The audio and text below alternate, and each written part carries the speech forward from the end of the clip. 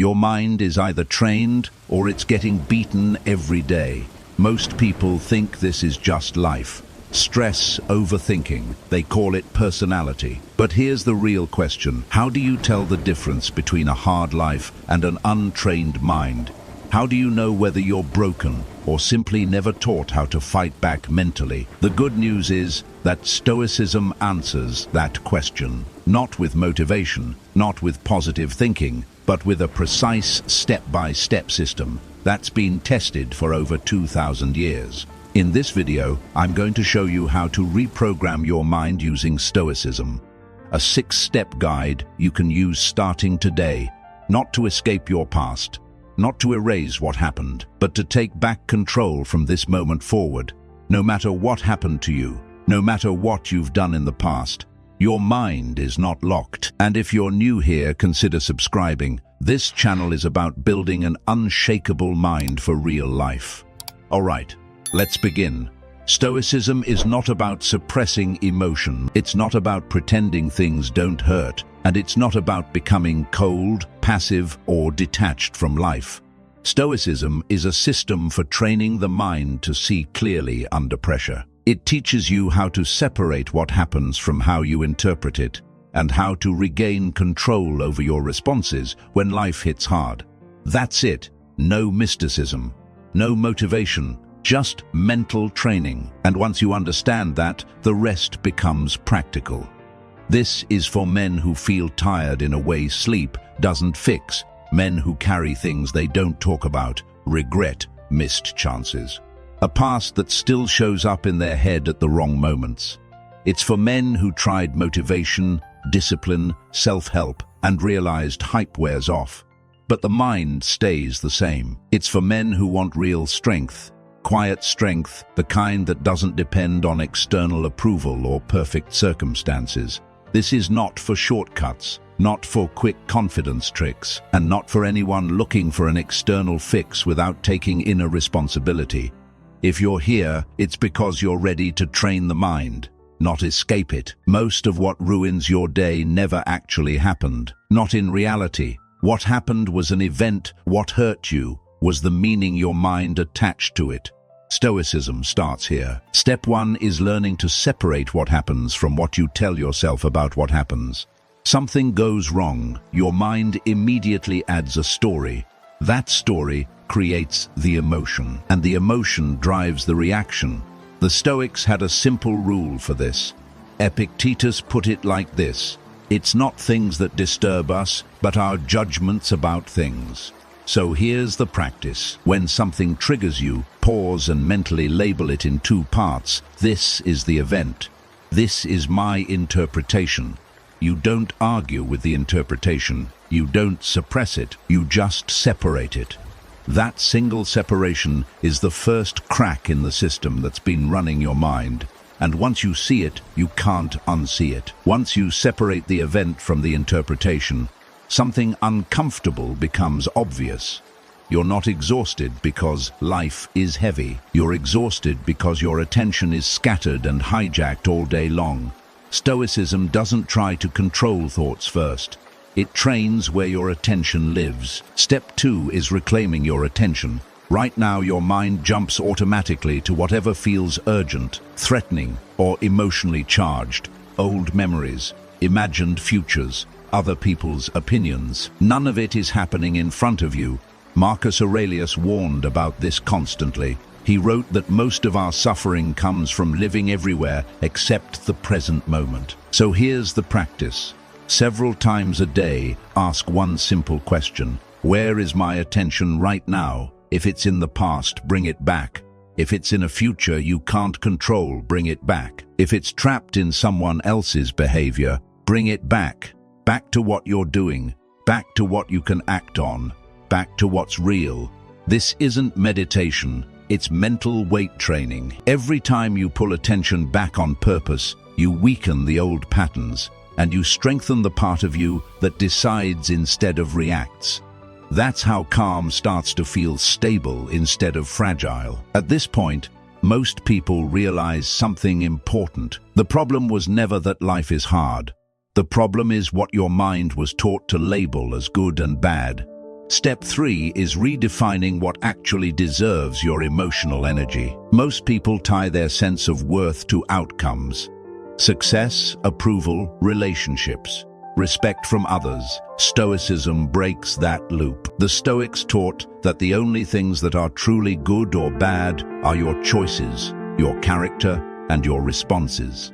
Everything else is information. Epictetus said it clearly, if it's not in your control, it doesn't deserve your peace. So here's the practice. When something upsets you, ask one question. Is this about my character or an outcome I don't control? If it's about your behavior, adjust it. If it's about an outcome, release it. This doesn't make you passive. It makes you precise.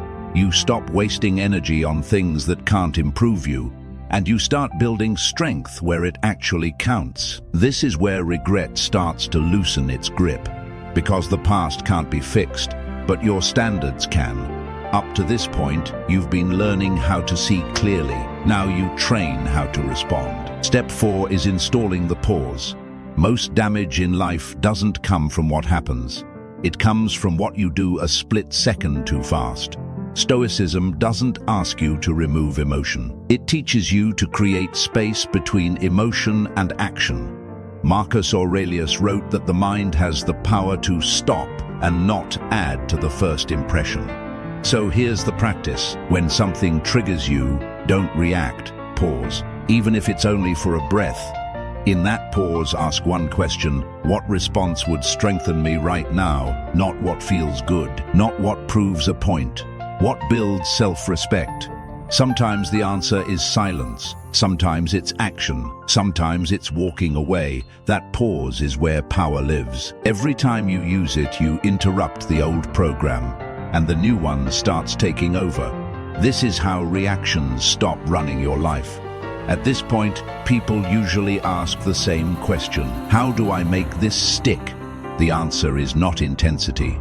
It's rhythm. Step 5 is installing a daily reset, a simple ritual that keeps the mind calibrated instead of drifting back to old patterns. The Stoics ended every day with review, not judgment. At the end of your day, take a few quiet minutes and ask yourself 3 things. What did I handle well today? Where did I lose control of my attention or reactions? What will I do differently tomorrow if the same situation appears? No self-attack, no guilt, no replaying the past. This isn't about being perfect, it's about being conscious. Seneca wrote that reviewing the day was how he put his mind back in order. This practice slowly rewires how you see yourself. You stop identifying as someone who reacts and start identifying as someone who learns. That's how change becomes stable instead of emotional. Step 6 is making that your identity. Most people stay trapped because they still see themselves as their past, their mistakes, their lowest moments, their old reactions. Stoicism cuts the tie. You are not your history. You are the one who chooses now. Marcus Aurelius reminded himself of this constantly. At any moment you can act with reason, calm, and dignity, regardless of what came before. So here's the final practice. When you catch yourself slipping into old patterns, don't panic, don't judge, don't spiral. Simply say, that was the old program. And then choose again. This is where hope becomes real. Not hope that life will be easy, but hope that you are no longer helpless inside it. From this point on, life may still hit hard, but it no longer owns your mind. That's what an unshakable mind really is. If there's one thing Stoicism makes clear, it's this: nothing you've lived through disqualifies you from strength. Not the years you feel you wasted, not the mistakes you replay in your head, not the moments you wish you could erase. The mind you have today is not a verdict, it's a starting point. The Stoics believed that no matter how chaotic the world becomes, the inner world can always be rebuilt. That's not optimism, that's responsibility and freedom. What you've learned here isn't about becoming someone else.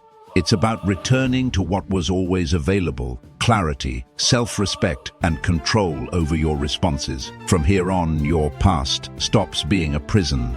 It becomes information, and your future stops being something you fear.